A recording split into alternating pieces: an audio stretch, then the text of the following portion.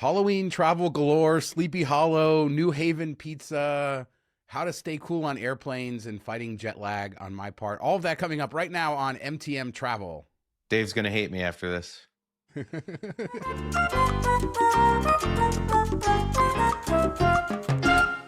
So you were gallivanting around the Northeast. I saw tons of pizza pictures, and we're going to dive into New Haven pizza culture. And you're going to give us the definitive list of what's the best there. But for people who don't know what New Haven pizza is, I mean, I think it's the best in the country. I guess, Mark, not so much anymore. No, it was weird. We did this a couple years ago with just me and my son. So I went back with my wife and daughter, and there was a couple other things we wanted to do in the area. So it just kind of made sense to do it again. And then, my daughter gets to knock off a state that she wouldn't probably go to otherwise. So we did it, and I had high expectations. I don't think they were higher than they were the first time I went. And the first time I went, it lived up to the hype in my mind, at least. I don't know. Maybe I was just got a good version of it, and this time I didn't get as good, or maybe I did have higher expectations. I don't know. It just didn't hit home as much as it did the first time. Well, we will talk all about that. And you went to Sleepy Hollow, American Dream, the Insane Mall, tons of other stuff to talk about from your trip. And I love that, was it last year you did Salem and where the witch trials were and all of that? So it's kind of cool that you're doing these Halloween trips. Yeah, and the funny thing is, Sleepy Hollow, I expected them to kind of lean into Halloween, Headless Horseman, all of that stuff. Even had Connor watch the Sleepy Hollow movie before we went, so he gets a little bit of, what's going on there, what the history of it is. And then we get there, very cute little town. We flew into Newark. I think it was like 45 minutes an hour to get to Sleepy Hollow. A lot of history there for the country and everything else. And then, of course, the book and all that stuff with the Headless Horseman. So I'm thinking, okay, it's not exactly Halloween, but you think they lean into it a bit because it is a scary story. And there was just nothing. I expected kind of like Salem-esque, and there was not much going on Halloween-wise. They did have, some stuff for the Headless Horseman, and then we went to like the old-time part of Sleepy Hollow where they have a couple of historic buildings secured, like with a bridge going across it and everything, and it looks really cool, really quaint. Walked around the town, ate a bit, actually had some really good soup dumplings, funny enough, but it was a cute town, but it just felt like any other town, small town type of America. It's funny from the West Coast perspective because you hear of places like Sleepy Hollow from books, and you're growing up and you always hear of these places, and even Salem could be like that. And if you live in the Northeast, I feel like you know about Salem, Massachusetts, or Sleepy Hollow. These are real places that you could go visit. If you're on the West Coast, I just remember, I don't think I've been to Sleepy Hollow. I've definitely been to Salem and a lot of areas around there, but everywhere you turn, you're like, oh, this is a real place. I've always heard of this. And that's kind of the disadvantage, I would say, of being on the West Coast. Yeah, there's, all the history or the beginnings of the country, of course, Northeast and everything. So you have that. When you go to Europe, that's the cool thing, seeing historical landmarks, buildings, and kind of the Northeast is the only place that really has it. Even the Midwest, less so. They have some of it, but not as much, and even less so in a lot of the West. So it is kind of funny that you say that. I kind of hate that area driving around because you can tell it was built before cars were a thing, or before they were a focus, and the roads are all windy and weird and tight, and there's no parking anywhere. It's just kind of insanity going all around. So we drove all around that area through Connecticut, through New York, parts of New Jersey, and it's so congested and crazy, and the highways are all on top of each other. It's not built for vehicles the way you see in the West or the Midwest, where they kind of built things around freeways. This was kind of, they jammed freeways in where they could. Everything's 55. It just is a different pace. Yeah, the speed limits on the East Coast could use a little ratcheting up. That's something I've always noticed. And when you drive around those New England towns or walk around them, and you have all those old houses and the architecture, and then I think of Las Vegas, where I'm from, where it's just building these little wooden boxes everywhere that just don't have architecture. It looks very much like 2025 here, I suppose, but I think the charm of those old towns and the old architecture is so much a part of it, and it feels almost like two different countries. It does. And Sleepy Hollow feels that way, two different parts of a city. When you go through the main drag, it feels very quaint. All the houses are, close together and old and really cool. We walked around quite a bit and got to check all that out. And then when you get down towards the water, It's all brand new condos, box condos, super nice, but you're like, this doesn't fit in here. I don't know why they would allow them to build this. We have a town in Michigan called Frankenmuth that it's very Bavarian-esque. Everything is, built in that style, and you're not allowed to build a new building unless you have that type of facade on the outside to make it look like it matches with everything else. And I wish they would have done that. Like, you can build nice condos inside, but make the architecture at least look like it fits. It's just as you get down to the water, there's like 3 blocks of just you're anywhere else but Sleepy Hollow. It's kind of weird. I don't love it. The rest of the town is so cool, and even Terryton. I don't know if I said that right. Terryton, however you say that. The British are coming. You see those bridges, all that stuff. Just a really quaint area. Definitely worth a day trip if you're in the New Jersey, New York area. I think it's fun. And the reason we kind of went there was we had tickets to this jack-o'-lantern festival that my buddy that lives in New Jersey says happens every year. Didn't really know what to expect, but Sleepy Hollow was like 30 minutes away. So we're like, all right, let's go there, spend the afternoon, and then go to this jack-o'-lantern festival. So before we talk about the Jack-o'-lantern festival, what's the town again? The Christmas town in Michigan? I want you to shout that out again because it's a really cool town. And you're just driving through Michigan, and then you drive through this town, and it feels like Christmas, and they have the big Christmas shop near there. But then just the whole town, like you said, has that German Bavarian architecture. Yeah, it's called Frankenmuth. Very cool, probably an hour and 20 minutes away from Detroit if you're in Detroit area. You just go up 75 and it's on the way up there. And Bronner's is the world's largest Christmas store. There's billboards in other states about it. It's open 364 days a year, and you can get your name written on an ornament and all this stuff. It's just Christmas thrown up everywhere. Massive store. You can spend a whole day in there. But the town is really cute, and it makes you feel like you're in Germany, and they have water parks there and all kinds of fun stuff. Yeah, just don't show up on Christmas. That's the only day you shouldn't show up there because they're not open. But how was the Jack-o'-lantern festival? I think that's one of the neat things about and I'll just kind of back up a little bit for Halloween. I was just in China and Japan, and the amount of places that they celebrate Halloween in these countries where they don't have any basis for this holiday, and it's really been an export. And my understanding is that in Japan, it really started to catch on because of Disneyland there in the 80s and their celebrations. But every hotel I went into had Halloween decorations in both China and Japan. It's nuts. So this has become almost a global thing. But sometimes it's just neat to find those local type festivals that, kind of bring the holiday to life. I was waiting for you to say that the KFC started running ads that you had to eat chicken on Halloween too, just like Christmas. Chinese food on Christmas. Yeah. Here, there, they eat KFC. It's just funny. But yeah, I didn't know what to expect. I didn't really look it up much. I kind of want to be surprised by it. And I kind of expected it to be like in the town that you walk around the town and it's just kind of all lit up. But it was like this historical place that they saved some buildings. A lot of towns have this similar type of thing on the East Coast. And so they dress it all up. Like you walk in, there's a little shop, and then there's a little bar snack area that you can get like spiced hard liquor, cider, and stuff like that, and hot chocolate and regular hot cider, and then pretzels and everything.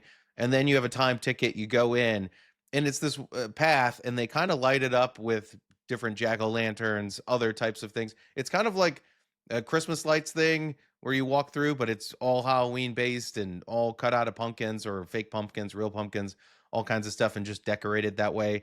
Very similar to Christmas markets, how they're decorated when you walk around on the outside and just for Halloween. So think cool Christmas light display, but Halloween, I guess. It was cool.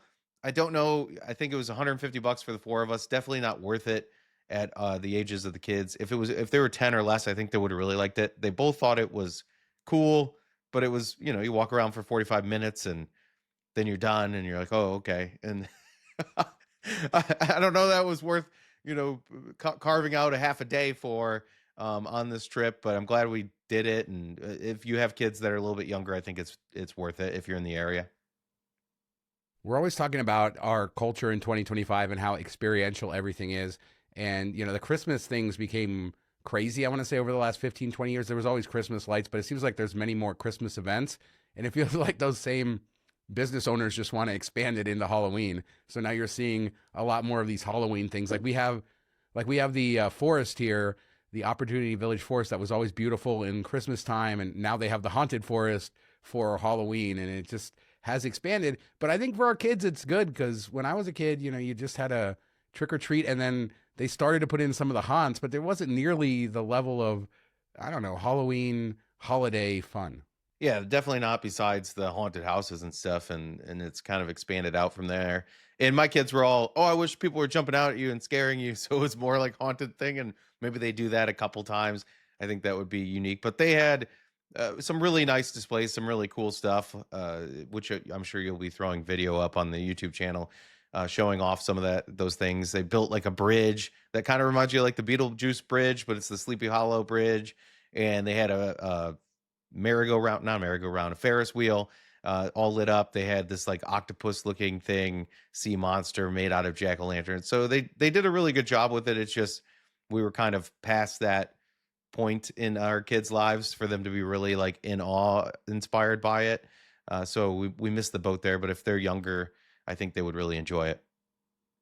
And I think that's part of travel. People should, I mean, when you've traveled a lot and you've done a lot of things, like you're always doing things. It's not just that you're traveling, you're always very active. And so you've been to a lot of events. And I think it's okay to like go somewhere and you're somewhere for an event and like it for 30 minutes and then move on.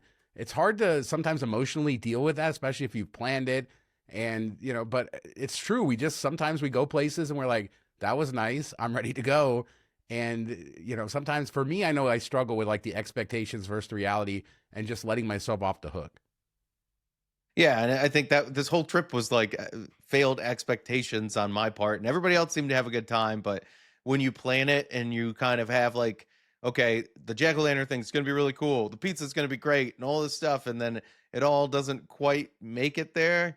While everybody else had fun, you're kind of like, oh, well, that sucked, and then you're ruining it for them a bit too. So I guess I should have given myself a little more grace, like you said, and accepted that not everything can be tens, but we for that day we went to Sleepy Hollow. Then we got to the area thinking there would be like a town or something to check out. There really wasn't anything else around it. It was like a shopping center. So we had an hour and a half to burn. So we drove around a little bit, found this park. It was beautiful with all the leaves changing, everything. We were the only people there. Me and my wife sat and watched the Tigers play a baseball game because it was like the day game, not the final game that went 15 innings or whatever, but the game 4 that they had to win to move on. And the kids were just kind of running around the park checking things out, and that was probably the most fun we had of the day, and it was totally unexpected. That's a great tip for people traveling with kids is just look for parks when you have time, downtime. It's a good way to reset. It's a good way to get kids to just run around and burn off some energy, especially as they're smaller, but even as they're bigger, it can just be a nice way to get out. I found some beautiful parks just trying to kill time. You kind of look at Google Maps, my favorite thing to do, see, oh, this looks really big, has a lake in the middle. Okay, let's go there and walk around. I've done that so many times. But it is just it's so simple, yet it's very effective. And what kid doesn't And like it's a free. park? Yeah. Yeah, the other option is like go sit in a restaurant, spend money. So we did that. They ran around. There was like an old house that they could walk to and a trail and everything that they explored a bit. And it was a beautiful day. And we just sat at the picnic table watching the game on my phone. And it was nice just to kind of like catch our breath for an hour. We finished up the jack o' lantern. I didn't want to drive all the way to New Haven. It was a little over an hour, so we kind of found something in the middle. And there's not a great points hotel in New Haven really. There's a Graduate by Hilton. I think it was 60,000 points a night. Didn't really want to spend that, especially for 2 rooms. So found a Hyatt Regency in Greenwich, Connecticut that was a category 4. So I had 2 free night certs, used those, got 2 rooms, had space. And that was a mistake I made the second night, which we'll talk about in a little bit, but had the 2 rooms. It looked really cool, like a cool hotel. I think it was like 3.8, 3.9 stars on Google, but I don't know why. I don't know if people expected something. I mean, it's in a place that I don't think I'll ever go through. Most people probably won't go through, but it has the coolest atrium area in a hotel that I've seen in a long, long time. It's like a rectangle atrium, fake grass, big trees, and then a bar at the end of it. And I love atrium areas. Very big open bar, TVs, all that stuff. It was just really cool. The service was great there. The rooms were fine.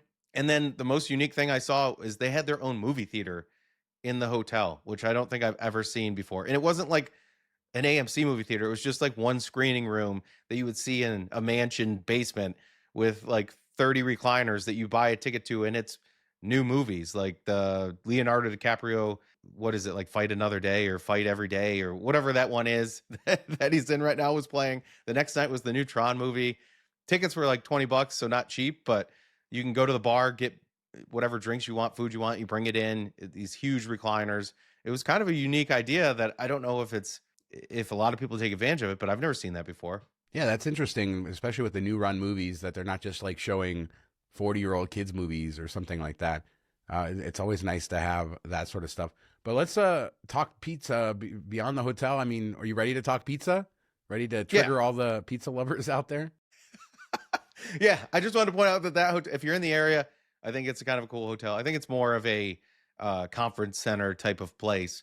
But yeah, then we got up, drove to New Haven, wanted to start with Sally's Appease, because that's probably the most famous or most highly rated. We got in there last time. We had to wait a little bit. So I was like, all right, let's get there right about opening and see if we can get in and not have to wait all this time. And we got there like 20 minutes after opening, and there was already a 45-minute wait. Yeah, and just a little bit of a backup. I mean, I'm not an expert on New Haven pizza, but 100 plus years ago, Italian immigrants go out to New Haven, and New Haven pizza is known to be a little bit thinner than New York pizza, almost like a cracker-like. I hate to describe it as cracker-like because it doesn't taste cracker-like, cracker. Yeah. But I've heard it described in that way. It's Yeah. very thin and very good, and the sauces are really good. And there's 4 very famous places there, and they always are called a Pizza, like Apizza, right? The Italian. But you have Modern, you have Frank Pepe, you have Sally, and then you have Bar. I've only done Frank Pepe and Modern myself, but those are the 4 that everybody sort of goes out of their way for. And then you tried a different one, and you get the whole family in on the rankings, and it looked like a lot of fun. Yeah, I would say Bar it's a newcomer. It's not really one of the famous ones. The first 3 are the really famous ones that everybody goes to. Bar is just one I saw and it looked cool, and the inside is very nice. It's the one place I would go hang out at, and we liked it last time, so I wanted to take them there. I think there's several other places that are very highly rated, but the 3 that are well known as Sally's, Frank Pepe's, and Modern. So we did those. Went to Sally's. We would have to wait 45 minutes to get in, and then probably another 30, 40 minutes to get the pizza. So we just went up to the walk-up window and ordered to go, and they said 45 minutes. So we're like, all right, cool. It's on Wooster Street, a couple blocks down Wooster Street, which has like a little park in the middle, which works out well later. We went down to Frank Pepe's, got like the last table after opening. It was like 10:30 at this time. Got seated. Pizza came out fairly quick, like 20 minutes. They're pretty prompt there. It's more of Frank Pepe's has been around forever, but it's more of a chain now. I guess they have a ton of locations, more corporate, but it still feels pretty normal in the original spot. They have the coal fire there, which is the other thing New Haven's really known for, coal fire pizza. So you get that char on the outside, you get that little smoky flavor to it. And Frank Pepe, still the best crust of them all. And I went into this last time, I didn't really love Sally's. My son did. Everybody loves Sally's. I'm like, all right, I got to really focus on Sally's. Frank Pepe, very good. Pretty much where I was last time. That crust is amazing. One of the best crusts I've had anywhere else. The sauce, cheese, pepperonis are fine, but the sauce and cheese just kind of leaves a bit to be desired. But yeah, the flavor of that crust is legit. So when I went a few years ago, I only did the 2, Frank Pepe and Modern. Modern is my buddy Dave, our buddy Dave, who we've done the Vegas pizza video with on the Vegas channel, and hung out a lot with him. He's from that area, so he is obsessive about New Haven pizza, and Modern is his favorite. And for me, I found that Modern had the best sauce, and then Frank Pepe had a better crust if I put them together. But I want to like just emphasize that I can't go out. Well, you seem to think there's a better pizza in Vegas, but I can't really go out and get a pizza that tastes like these pizzas in Las Vegas. And that's what I think is so cool about New York City too. There's so many amazing spots where you're just getting a slice. But to me, going there for the first time, it opened my eyes up to what pizza could really taste like. Even though I had some amazing pizzas before that, I just something about the thin crust, the coal-fired, the really good quality ingredients that they're using. Even the sauce, which wasn't as good at Pepe. I mean, it's still amazing.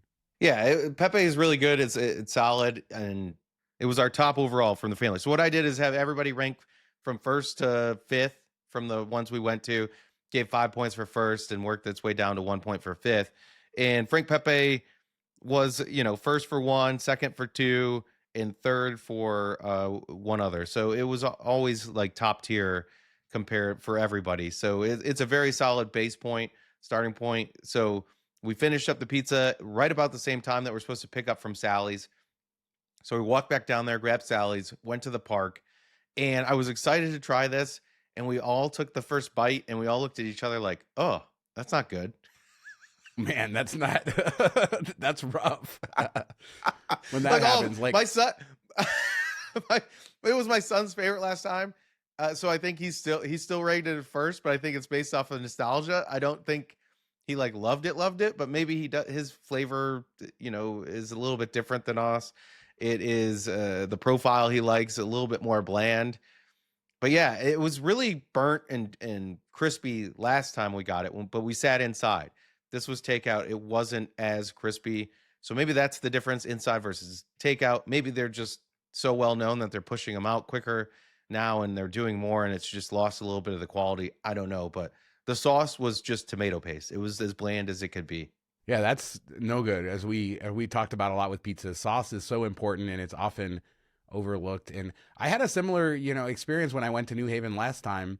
So the first time I went with Dave and we had this amazing day. We did lobster rolls down by the ocean, and then for dinner we did Pepe and Modern, and we spread them out. We walked the Yale campus, which we'll talk about Yale in a second. But then a couple years later, I bring my family, Jasmine and Ellie, there, and we only had time to go to one place, so we go to Modern Pizza, and they were not impressed, and I was I was feeling that. So I I was like, "What are you talking about? This is the famous New Haven pizza." And she's like, "It's a little sloppy, as you know. Modern, the crust kind of falls apart a little bit, and it was like a sloppy mess. It was delicious, but I was a little hurt by that."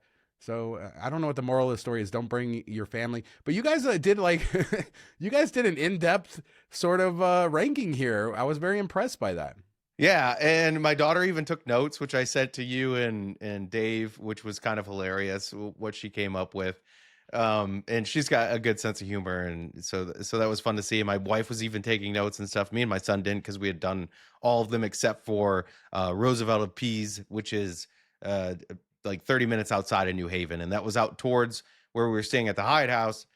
So I wanted to hit that. That was a lot of people say that's their favorite, so I was excited to check that out. But we did Sally's, then we went to Modern, which we got over there at like 11:15, 11:30. We're able to get in seated, which was nice because last time we went there first, and by the time we left, there was a line out the door. So I was kind of waiting or expecting a wait. Got in, service was good there. The pizza, they don't do the cup and char pepperoni; they do the flat pepperoni, which is kind of a miss in my book. And the first time, Sally's had the best pepperoni. They didn't really char them this time, so they weren't as good. But that sauce and cheese is really good at Modern. It's just a slop fest, and you can't pick it up. It's like got the worst flop in the history of pizza. It's a fork and knife pizza, which isn't the best. And then you're kind of picking it up and messing with it.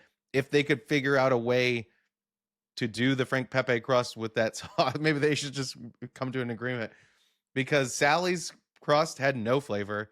Modern doesn't really have any flavor either. It's got more of if you're going to say cracker style crust of any of them, I would say Modern has the most cracker style crust, and it just misses there. But the sauce and cheese make up for it a big time. Yeah, it's so good. The tastiness, and both places have incredible sausage too, which I know I'm a sausage guy on a pizza. Not everybody is. I know the standard is pepperoni. I do love the cup and char pepperonis, but for me, my go-to order is always Italian sausage, especially when you're at a place where they're making it by hand. They're making their own Italian, not some frozen crap that you'll get. But I think that just hopefully people get this from this discussion this is a Americana. This is a place. I mean, I know we're talking about immigrants and Italian style pizza and all of this, but this is really part of America in 2025. And going to New Haven, not just the pizza, which we've talked about, but like Yale, which I know you have. There's a picture of Connor with his Yale sweatshirt I saw, and how much he loved the campus, all the Gothic architecture. I mean, I spent a couple hours just walking around Yale and just absolutely loving it. New Haven, definitely a place people should visit. Yeah, I think downtown New Haven's overlooked a bit, and that's where Bar is, which is a newcomer, probably 5, 7, 10 years old, somewhere in that range, versus from the early 1900s. but it's like an old dance club that they turned into a bar, and it's the place that you would want to hang out the most. They have the best beer choice, and both times I've been there, the service has been fantastic. Like some of the best service we've had anywhere. Our waitress was like, "Oh, we ordered a small pizza for a table of four." She's like, "Oh, you're doing a pizza tour, aren't you?" And we're like, "Yeah." She goes, "Okay, how's it all ranking? What do you think of our pizza?" Theirs has a butter garlic crust type of thing that I really like. It's very thin. Probably not enough sauce, but that might be part of the way because of how thin it is. The cheese is like just the right amount. I really enjoy that. It has the least holes in it. It doesn't have anything that stands out as great, but has the least like no downside to it type of thing, I would say too. The one bad part is that they don't have the coal fire. They aren't grandfathered into that. So you don't get that smoky flavor. If you could, I think it'd be even better. So we did that one, and then we did the Roosevelt one, which I was most excited about, had never been. Open the box, best looking pizza by far. If you're just going off of photos or the looks of it, we ordered pepperoni. They didn't put pepperoni on it, so that was a miss. But then we go to bite into it, and it just the sauce had no flavor. It tastes like oil almost, which I thought was weird. The cheese was okay, crust okay, just really didn't hit home. And my daughter comes out, she's like, "Smells like fish in there. It's gross." Haven't they ever heard of an air freshener? I think it's because they're known for their clam pizza. But it did smell like very fishy. Smell like clams. Yeah. Yeah. Not the best. I don't know how people make pizza and then they overlook the sauce. I don't get it, but it happens so often. Like, even if you don't have the best, have some taste to it. So many places have a bland crust and bland sauce. It's like, what are you trying to do? I don't know what the point. Oregano and all that stuff doesn't cost a lot to put in there. Add a little spice, add a little flavor, maybe some hot sauce, some pepper, something to give it a little bit of kick, or garlic. I don't know, but just tomato paste is not good. And if you put too much oil on with it, it kind of overtakes it, and you don't want bland pizza. So that's the review of that. And then we did walk around Yale for an hour and a half or so. Beautiful campus, beautiful downtown. Went to the bookstore and another store, picked out some sweatshirts. Of course, now my son wants to go there because it's all old school architecture and beautiful, and it was a perfect day. And I'm like, good luck with that, getting in one and paying for it too. But it is like it's like if you had, and this is another West Coast, East Coast thing. We don't have things like this on the West Coast. Whereas in Detroit, you do have a little bit more of this old world stuff, even though maybe not as much that dates back that far. But like when you're walking that campus, you're like, this is everything I expected an Ivy League college to be. Like from the architecture to just, I mean, the Gothic architecture, the arches everywhere. The library there is incredible. They even have old statues all over the campus. Like I could feel like going there would be, you feel the history of it. One of the more beautiful areas to walk around, I think, that I've seen on the East Coast. And not much more else to say than it's just spend some time, eat some pizza. And you got to walk after you ate all that pizza. That was after our fourth pizza. We ate the fifth one for dinner, and nobody wanted to leave the hotel to go get that fifth pizza. So it was tough. We ended up driving out there. It was packed on a Thursday night, like an hour wait. So we ordered to go and then went to a brewery down towards town, and a really cool brewery. Ended up being a lot of fun. They were doing free bingo, so the kids were playing that while we had a beer waiting for the pizza to get done. We walk in, of course, they're serving the same pizza from the pizza place from Roseland, but it wouldn't have had the same taste, I don't think, because it's not coming from the same oven. But we could have just got it there and called it a day. So there's a tip for you, I guess. That's amazing. So obviously another hotel night, and you ended up at American Dream somehow. What a complete opposite of Yale. Yeah. We booked into the Hyatt House, and after about 20 minutes, I was trying to fit us all into one room, thinking, okay, Hyatt House will have a little bit more space. It was still kind of tight. It was a pull-out couch and a king facing each other, no little half wall or anything. So I said, nope. It was only 9,500 points, so I booked a second room, and we went half and half. It was way better experience. And then we got up, went to American Dream. We were flying out in the evening out of Newark again. So I was like, all right, let's go to this mall. Shawn's talked about it years ago when it first opened and how it just felt soulless, but it had some cool stuff. So we spent a good like 4 hours there just walking around, did the rides. They have a Nickelodeon park just like Mall of America. not even close to as good as Mall of America. And I know you Yeah, I was said gonna that say before we just like went. Mall of America. Yeah, Yeah. like no, it's like you took all the soul, all the everything nice out of what's in Mall of America and put it in a warehouse and then slap Nickelodeon on top of it. But they'd have more Yeah. coasters. They put it in like a back corner, like an afterthought, and I was kind of annoyed because we did the tickets like we did at Mall of America because we just wanted to ride, the 3 or 4 roller coasters once. And the best ride, the one that looked the coolest, was like a Teenage Mutant Ninja Turtle once. You had to buy a wristband to be able to get access to it, which was $55 a person.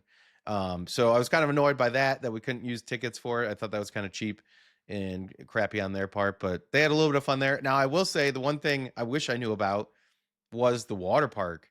They have a DreamWorks water park there. It's massive. I think it's the biggest one in North America or something like that. And it looked insane. And I don't think anybody would have wanted to go in or get wet. But if we had planned for it, I think that would have been a lot more fun.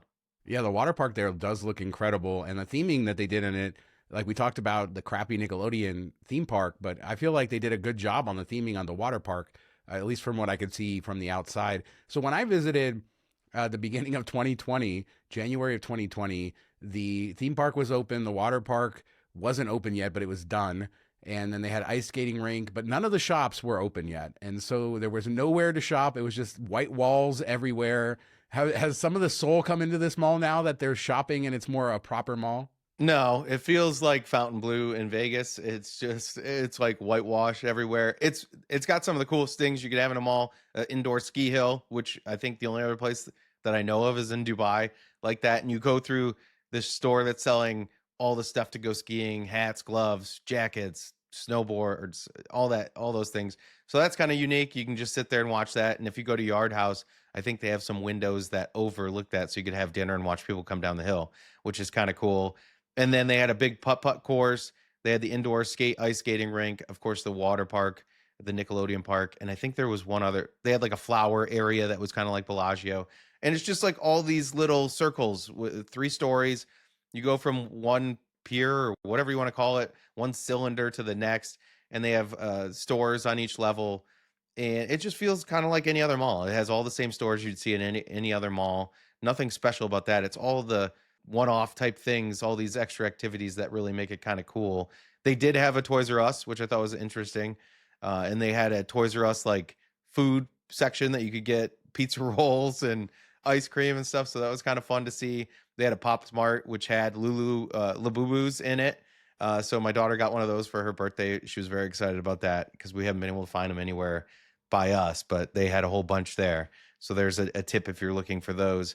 And then it's just kind of normal mall type stuff. The food court was big and looked nice.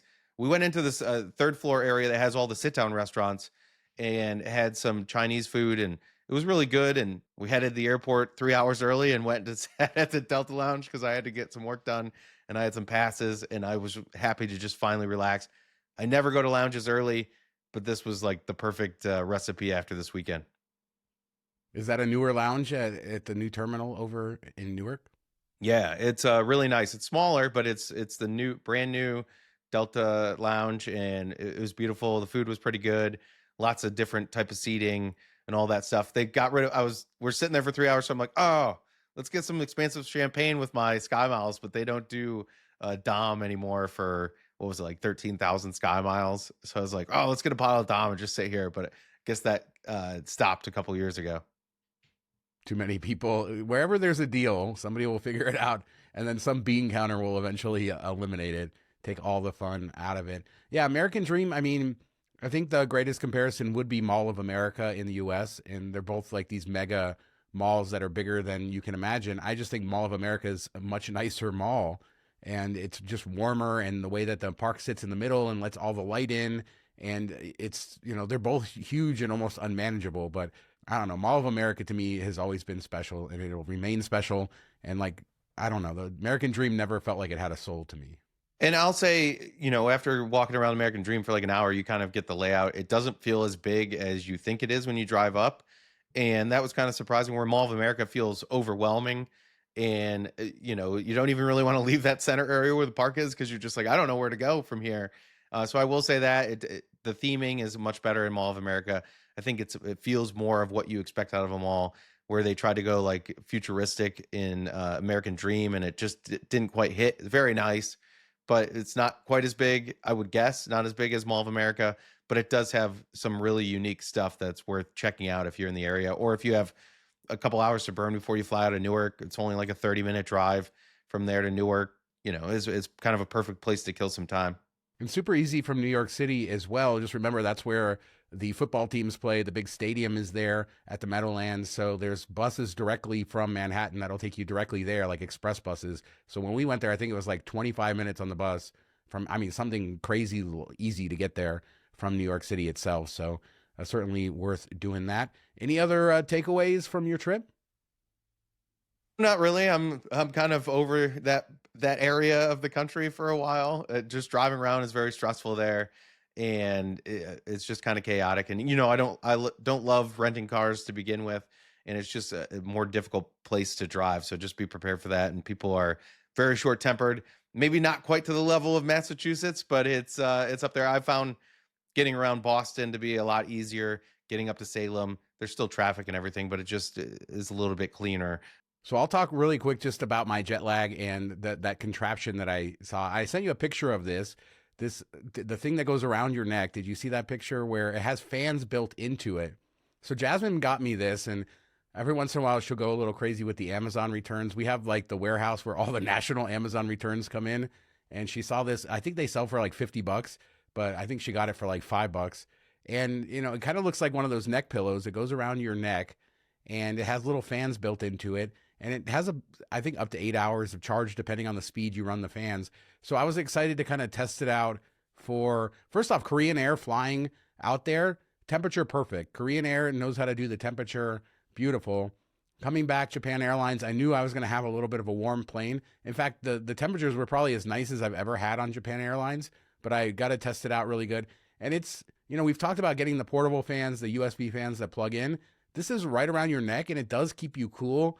As you're sitting back, it's hard plastic, so I don't know. It's not always the most comfortable thing, and it takes up a bit of space. It does fold down, but I think terrible. It's kind of unique.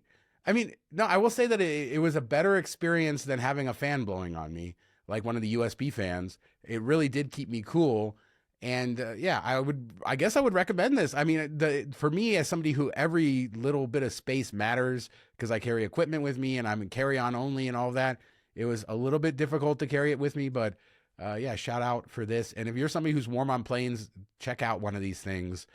There's a ton of different brands on Amazon that sell these. Yeah, I've seen people use them when it's hot outside, or like if we're in a soccer tournament, they'll wear it after a game to cool down. And next, you'll be walking around the theme parks wearing this thing.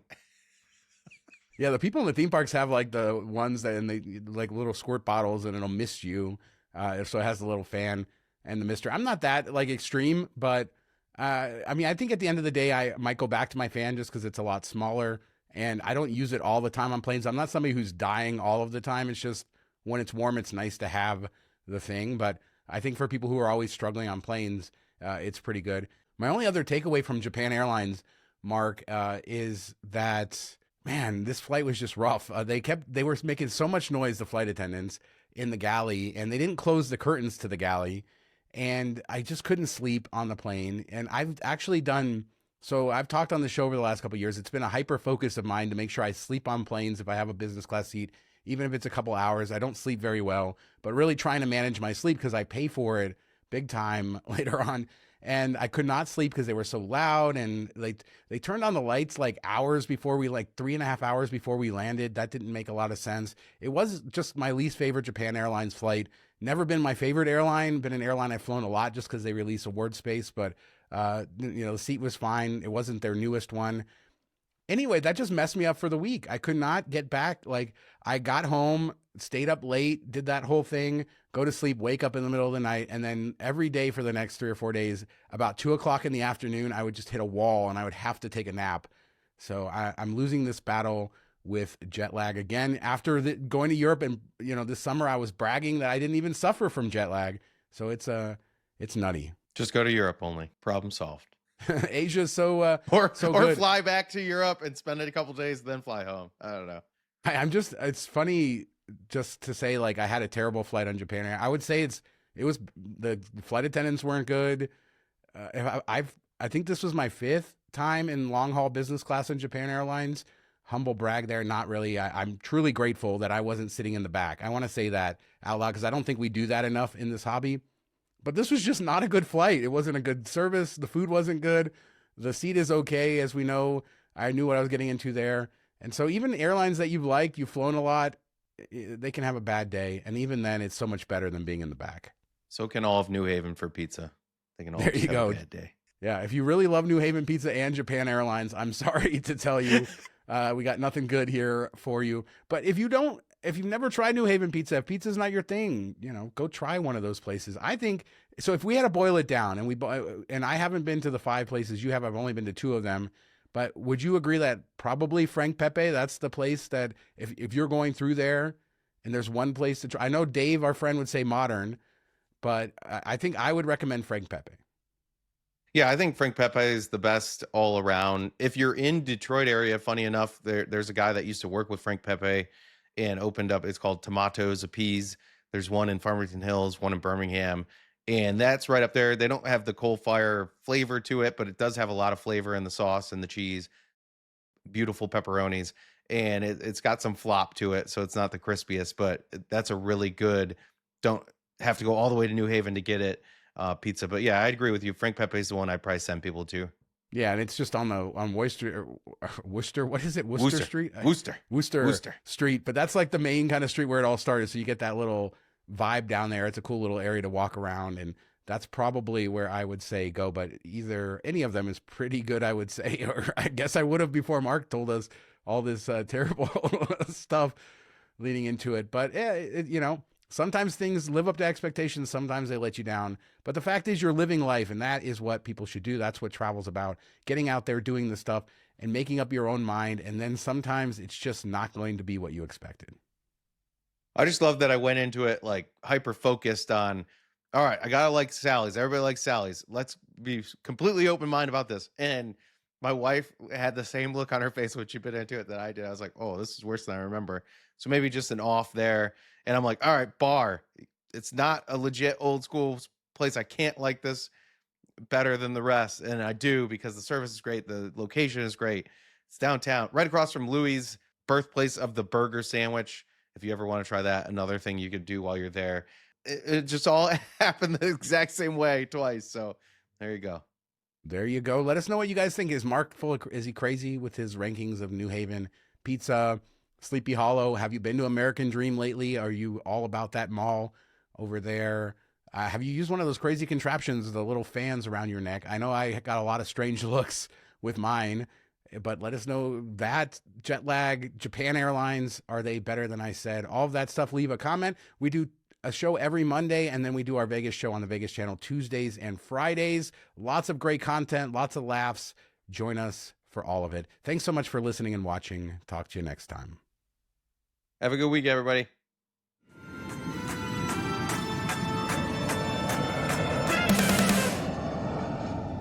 Thank you and enjoy your